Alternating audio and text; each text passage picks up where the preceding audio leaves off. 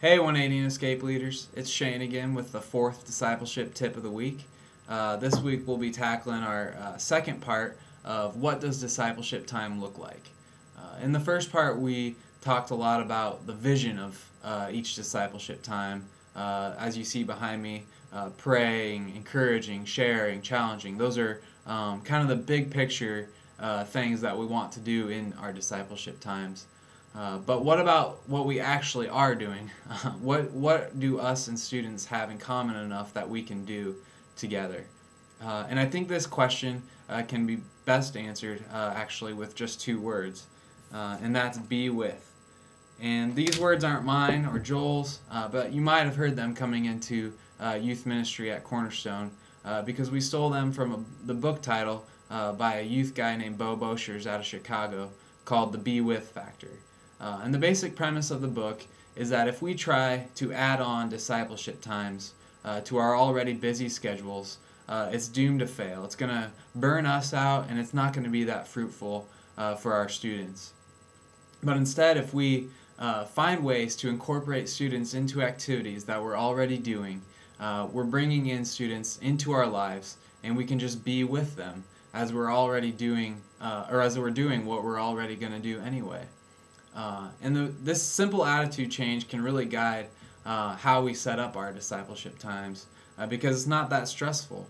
We just look at our schedules and find ways, maybe see that one thing that sticks out on the schedule that you could, bring in a student to do that with you. For me, I looked last week and saw that Iowa State was playing on Saturday and my wife was busy. So I called up my buddy Cole, my 8th grade guy, and I just said, hey, you want to come watch the Iowa State game with me? And it turned out to be just a sweet time of us hanging out and watching Iowa State win a basketball game. I've also taken Cole with me to fix my car door. We spent 2 hours just figuring out how to get my window to close, and we had a great discussion during that time. Also, I take out every week a guy named George to breakfast at Hy-Vee. Because I like Hy-Vee breakfast, and so does he. So it's kind of little things like that, just incorporating students into what we're already doing. And for you girls out there, I know sports, basketball, fixing car doors, that might really not strike you as something you want to do. But you can also ask my wife Samantha. She's done stuff like grocery shopping or picking out a Pinterest project that she wants to do to make a decoration at the house. And then just bringing a girl along to help her with that, or to have that girl make a project of her own for her own house. Baking cookies, going for a walk, riding bikes together. Really, when you have the attitude of just bringing students into your life, just being with them, instead of adding on a separate chunk into your schedule, the possibilities for discipleship times are endless. So to answer the question, what do you do during your discipleship times? My answer would just be anything that you're already doing that you could also bring a student along with. And I know it seems like these might not be meaningful, fruitful times, just bringing in students to what you're already doing. But really when we encourage them, when we pray with them, when we share with them, when we challenge them during these discipleship times, that's when they do become meaningful.